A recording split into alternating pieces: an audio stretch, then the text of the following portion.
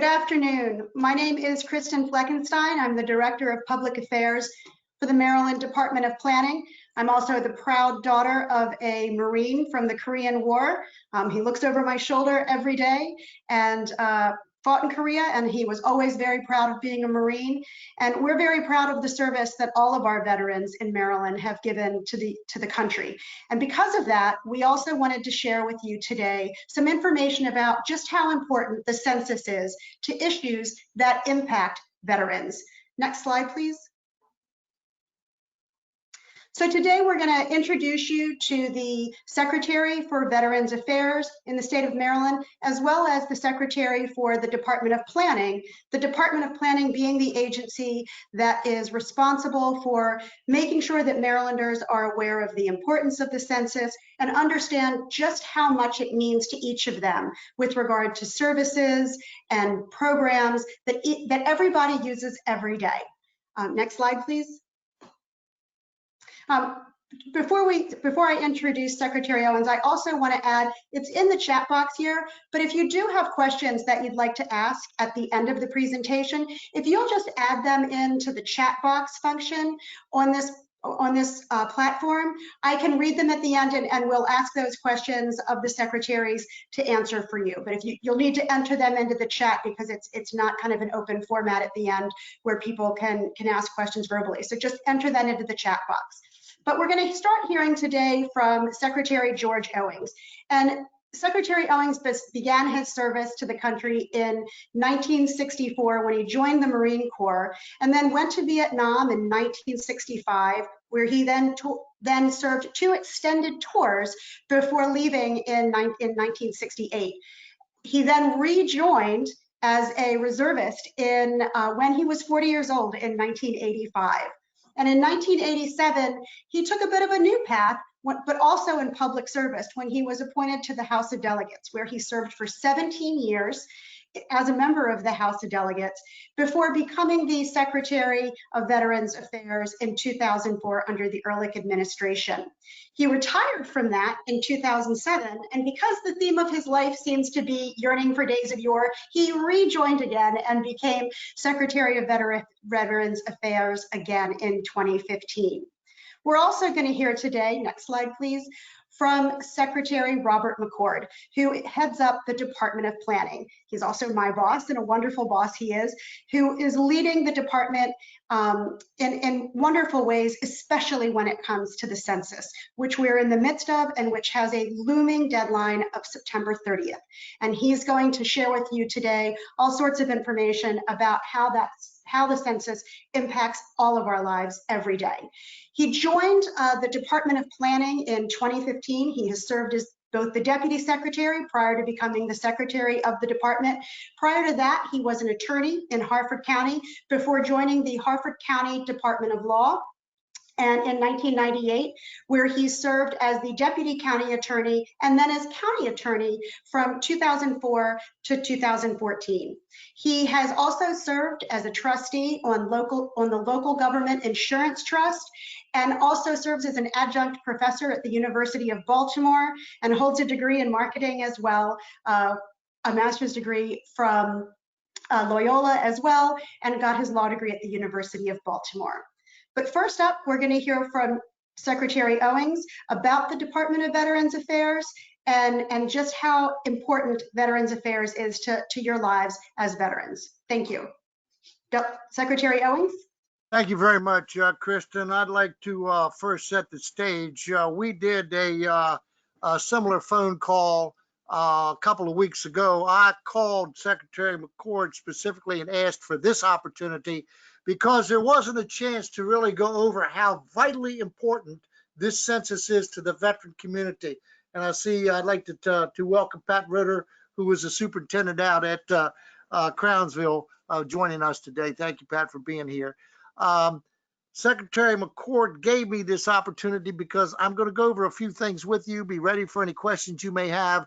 I'll be using as an example, since we are at the State House here in Anne Arundel County, I'll be using Anne Arundel County as a point of reference in just a few minutes. But it was most important to me to ask for this extra time because for those of you that were on the webinar not too long ago, a couple of weeks back, I had to run through all of the facts and figures that were at my disposal. So with that said, I just want to go over and let you know that the census as it stands now, or at least as of 2019 in the state of Maryland, recorded some 6,045,000 plus people. Of that number, 380 or 90,000 are veterans. The impact to the veteran community, if all of the veterans did the census, that number is just astronomical. Let me give you an example. If all 390,000 veterans were to register for the census, which I hope they did, each one equates to $1,821 to the state, or a huge number, $710,190,000. If you take that out for 10 years, which is every census period, of course, 10 years, all you do is add a couple of zeros on the back end of that, and you can see the impact that it does have. So according to Anne Arundel County's website regarding the 2020 census, and I think I saw Mr. Church on here, who is in charge of the Veterans Affairs Commission in Anne Arundel County. Bob, if you're there, I'm glad you're here. John. So anyway, if you use Anne Arundel County, according to their website, at $1,821 of federal funding for services such as healthcare, jobs, schools, roads, businesses, the whole gambit. The federal programs, Medicare, SNAP, Head Start, and all of that. It puts the total census federal dollars for Maryland up to $11.1 billion per year. That's an awful lot of money. So what does this mean? Well, it means in Anne Arundel County, the negative impact for the lack of respondents to their last census came to some $43 million. Now, you can go across the state if you want and figure out what it is. How many of those are veterans? I don't know, but I can tell you what it amounted to during the non-response rate in 2010. Those are actual figures from Anne Arundel County. You can get to their website and find that out, the negative impact that those individuals not registering for the census had. Now, as a point of reference, and why is this so vitally important to Maryland Department of Veterans Affairs? The reason it's so vitally important, as I just explained, is each registrant amounts to $1,821. Almost $135 million in federal revenue for the past 6 fiscal years, 14 through 20, is $11 million of that money, and that's money for the MDVA. $11 million is used to inter 12,810 of our veterans in our 5 cemeteries. $103 million was to care for the veterans at Charlotte Hall. Let me do that one more time for you. $103 million from the federal government out of the census that comes to this state is allocated to serving the veterans at Charlotte Hall. And we have before COVID-19 anyway, we had an average population of 401 veterans and or their spouses over the time period. $21 million is used to expand and improve our veteran cemeteries. So while the particular federal dollars are not necessarily driven by the census, they're the lifeblood of our mission here for literally thousands and thousands of our veterans and or their loved ones. And again, a small state as we are, that $135 million goes an awful long way. The same amount of federal revenue that we stand to lose in other programs and services over an extended period of time, if only 12,356 residents, a mere 0.02% of the state population, failed to be counted. So I asked Bob for this time to impress upon all of you that are listening to go out. There's an old saying that I know a guy who knows a guy who knows a guy. I'm going to ask all of you that are here, the few that are on this call today, to please become advocates for the census. We are, and Secretary McCord will tell you just how well we are doing. But as Congressman Hoyer said when he had his turn here at the mic our last go round, he said it's nice that we're in the position we're in, but it's not nice enough until we're at 100%. Will we be at 100? No, that's an impossibility. just by human nature. But I would like to see us retain and actually advance above where we are now. And again, Secretary McCord is going to touch on that. Kristen, that's basically why I asked for this extra time. And again, I want to thank you all at Planning for giving it to me. And I'm going to give it now back to Secretary McCord. Thank you so much, Secretary Owings. Secretary McCord will now share with us some information about not only the census and its facts and figures, but also its importance to veterans. Secretary McCord? Thank you very much. And no one knows more and cares more about veterans in Maryland than Secretary Owings. Please let that be the first thing I say. You have on the board right now, you've got the latest stats and figures. Basically, Maryland is at 70.1% of self-response rate. That puts us in the top 10 in the country. So that top 10 is impressive because there's only 3 states above us that have worse COVID situations than we have right now. So we are doing well and very well in spite of the pandemic. So we're doing really, really well in Maryland, and we have to keep it going.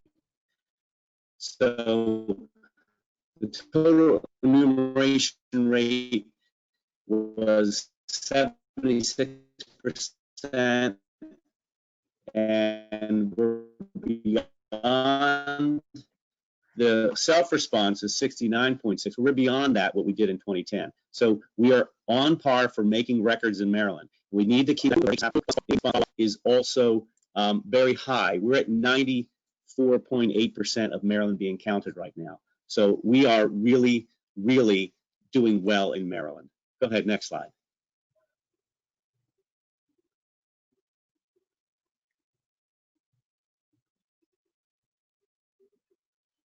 Can you hear me still? Kristen, can you let me know? Yes, we can. Good. All right. The census is about us. It's who we are as a community. It's $1.5 trillion in federal funding at stake. It's about $16 billion for Maryland as of the 2016 numbers that we have. Healthcare, emergency planning, public health, vaccines, all of this goes into what these federal dollars can do for us. Go ahead. Next slide, please.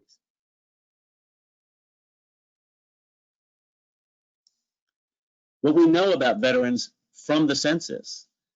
In this country, 40 million have served, 2.1 in World War II, 18 million veterans, and it will be 12.9 million by 2040. 9% of the veterans are women. They'll be up to 17% by 2040. The largest cohort is those who served along with Secretary Owings in Vietnam, 6.4 million. And the second largest are those who served in peacetime only at 4 million. The median age is 65 years old. The post 9/11 veterans are their median age is 37 years old. Vietnam era, now 71 years old. World War II era veterans, average age there is 93. Go ahead, next slide. In 1950, 1 in 3 men were veterans.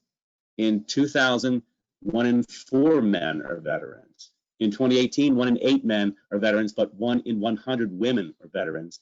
And in 2040, it's estimated 1 in 4 will still be veterans. Go ahead, next slide. 17.9 million veterans have a disability. The post 9/11 veterans on average have a 43% chance of having a service-related disability. Gulf War veterans, a 27% chance, and Vietnam era veterans, a 16% chance of having a disability. Next slide, please. There are 1.4 million on active duty all across the branches in 2018. The number has changed little over the past 20 years. Next slide, please. And you heard Secretary Owings talk about how this affects veterans. Healthcare is a very big part of the dollars that come our way.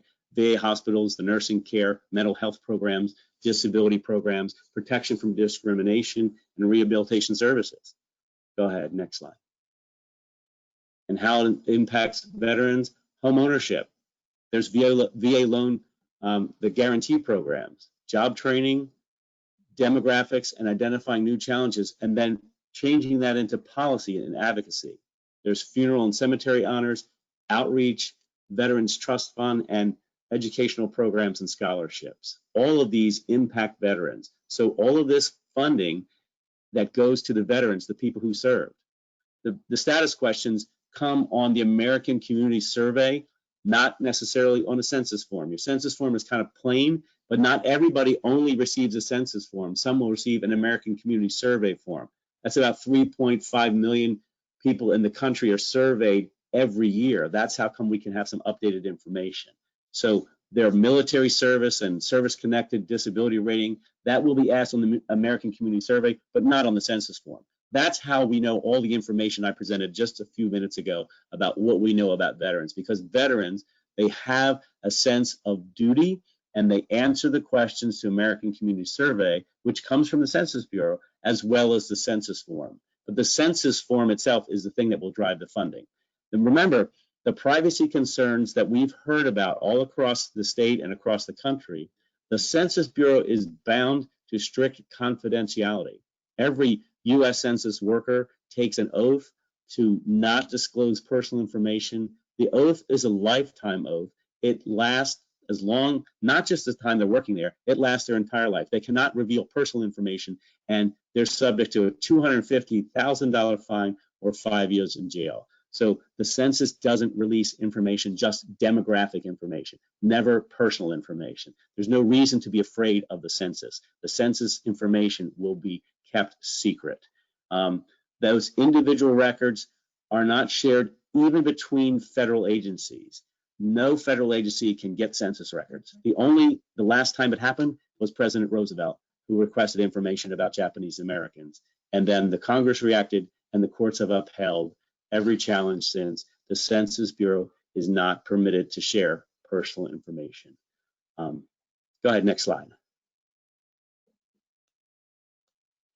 All right, I'm available to take any questions. I want to remind everybody that the census will end September 30th. So if you haven't done it yet, you have 2 weeks to do it. We've got to get everybody counted in Maryland. That has been our goal ever since this process started. So we have to have everybody counted in Maryland. Okay, I see my webcam came back up again.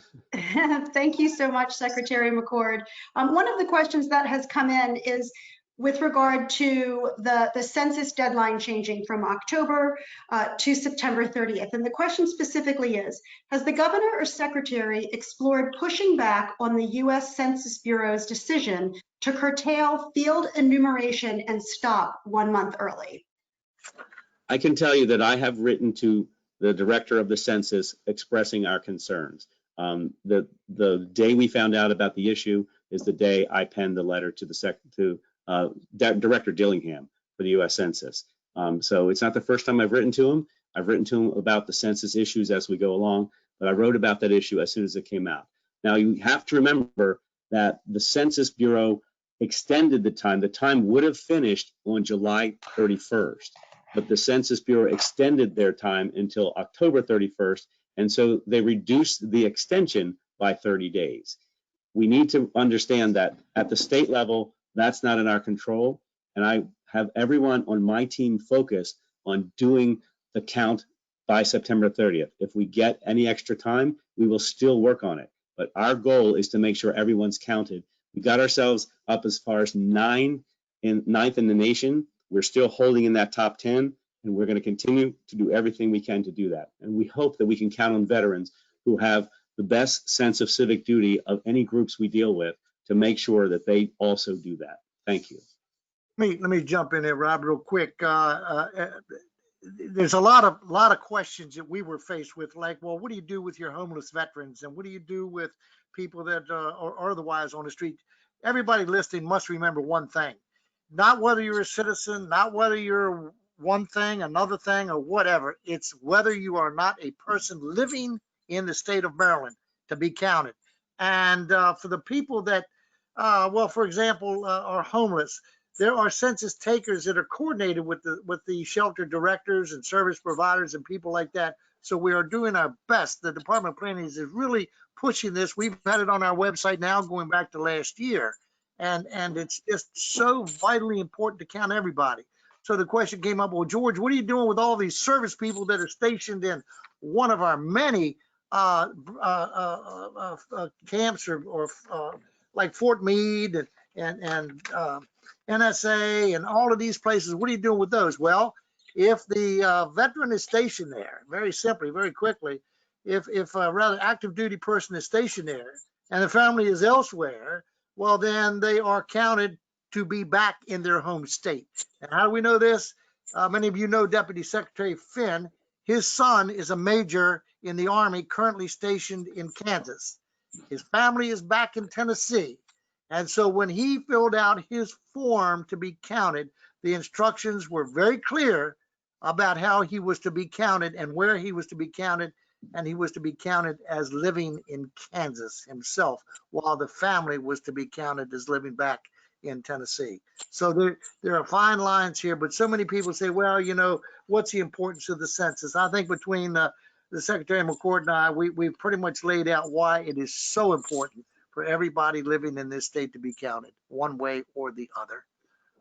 Yes, and Secretary, I echo that, and I remind people all the time that we're actually doing the census for everybody who's here, and actually for the people who are not yet born, because by the time we do this again in 10 years, there will be people born who will benefit from the work that we do getting a complete count. So it's about the numbers and about the dollars, but it's about the people. So it's about that kid born today who has a chance to go to a school the right size with all of their friends, and the child's parents who were there to see the kid's wedding because the hospital bed was there when they needed it.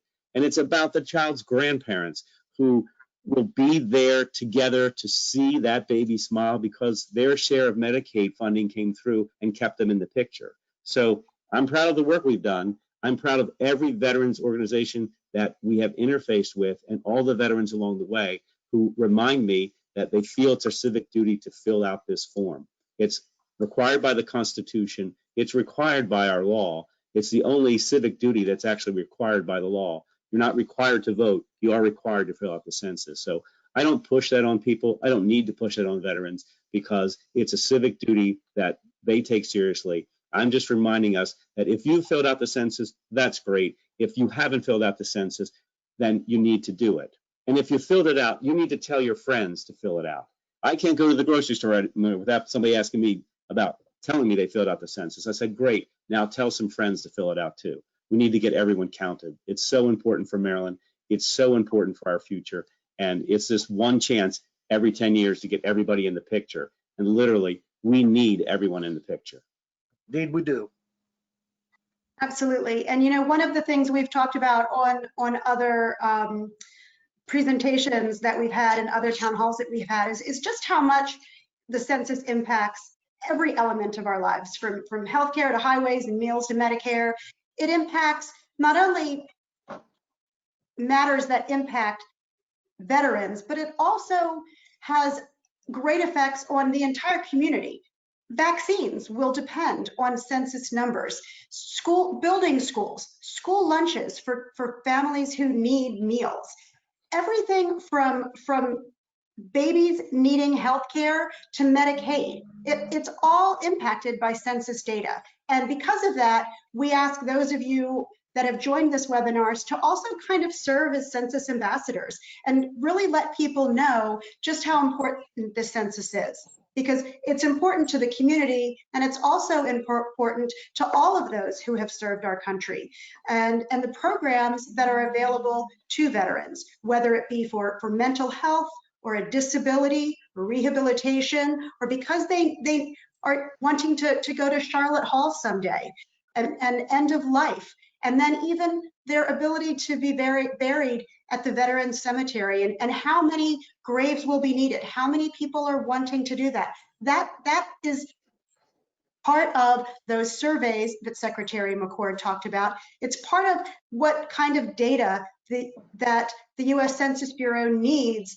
to plan for the future. I take great pride in the fact that I can visit my father's grave in Crownsville, where he's buried among his brothers. It's something he always wanted to do. And I think it's important for veterans to understand that the ability for them to have the services and programs that they need and that they want in the now and in the future is impacted by the US Census Bureau being able to provide data to the people that plan those things for everyone in the country. Are there any other questions with regard to the census or anything else that anyone would like to ask? There is a questions tab on the platform, and you can just kind of type in a question if you would like. I only have that one question thus far.